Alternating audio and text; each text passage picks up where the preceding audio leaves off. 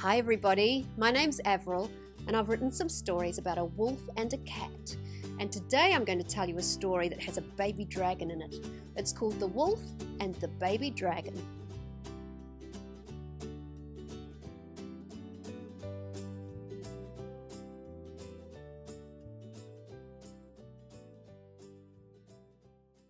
Up in the treehouse one beautiful day, Montgomery had something important to say. He'd heard of a cave far away to the west, where a new baby dragon had hatched in a nest. "We should go there," he said. "We could have such great fun." "Oh, we must," said Katrine. "Get your things, quick, let's run." So they filled up their bags with some good things to eat, some water to drink and some fudge for a treat, then marched off in a hurry with dragons in mind, but forgetting poor Wolfgang, who got left behind. His pack was so heavy it made him too slow. Missing out on the dragon would bother him so. He yelled, "Wait for me!" No one heard him at all. They were too far ahead, and his voice was too small. Then he tripped on a rock and fell down with a thump. On the top of his head grew a mighty great lump.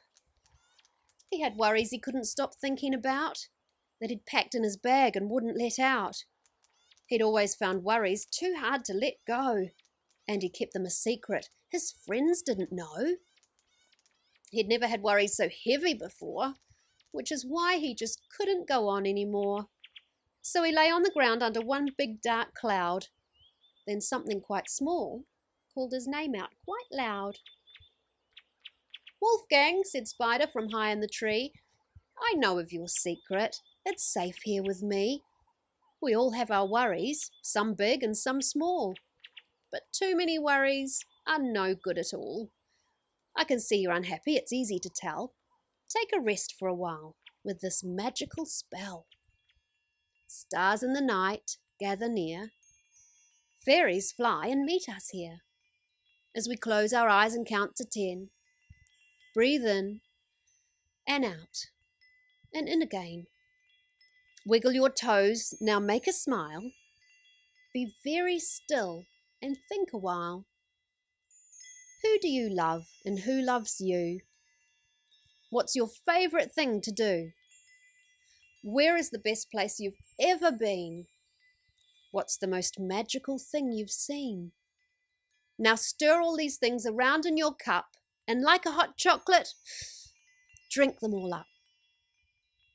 It was lovely to think of the things that were good. He'd have done it all day if only he could. But he heard lots of noise, so he opened his eyes. All his friends had come back. What a lovely surprise. He remembered another thing Spider had said. Don't keep worries inside. Try to share them instead. "Hey, Wolfgang," they cried, "funny thing, there you are. We've found where the cave is up there, it's not far." "Oh, I do want to come, but my bag makes me slow. It's full of my worries. I can't let them go." "Well, we'll help you carry them," said Daisy Pig. "If we all take one each, then your bag's not so big.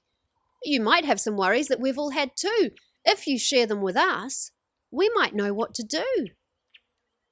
So they emptied his worries out onto the ground. They were all quite surprised at how many they found. But they managed to sort them, and each friend took one. Now the bag wasn't heavy, and Wolfgang could run. They ran like the wind up the rocks to the cave. Wolfgang felt loved and a little more brave. When they got to the top, their hearts skipped a beat. There it was in the cave, looking snuggly and sweet. But just as they spotted two cute fluffy paws, a great beast flew above them with frightful sharp claws. It looked angry and wild as it dived and then rose, blowing fire from its mouth and smoke from its nose. There was certainly no chance of getting away. It was likely that they'd all be eaten that day. But the dragon did not want to have them for tea. It just wanted to take all their worries, you see. For a new baby dragon loves nothing more than to have some cute cuddly friends to adore. Most worries seem ugly, but they didn't mind. These dragons were just not the worrying kind. That They all laughed loudly and jumped with delight, which happens sometimes when you've had a big fright. Then back at the treehouse, they all felt so glad. To be eaten by dragons? That would have been bad. They decided to try Wolfgang's new magic spell, so the stars and the fairies all joined them as well. And their little hearts glowed as their minds took a rest, while the evening sun set, far away to the west.